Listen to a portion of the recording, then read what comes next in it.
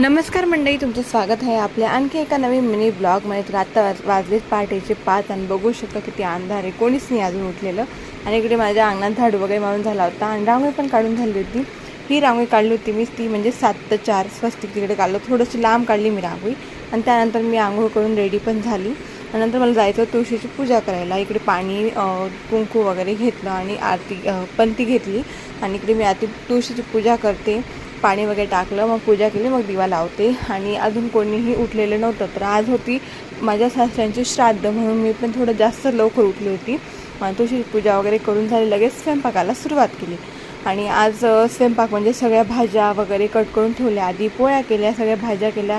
इकडे खीरचे तांदूळ पण टाकले होते पाण्यात आणि इकडे मसाले कारले, भेंडी आणि गिलक्याची भाजी पण झाली होती आणि इकडे चवळी, गव्हाच्या शेंगा ते पण बॉईल करून झाले। तर कसा वाटला हा ब्लॉग हे कमेंट करून नक्की सांगा। बाय।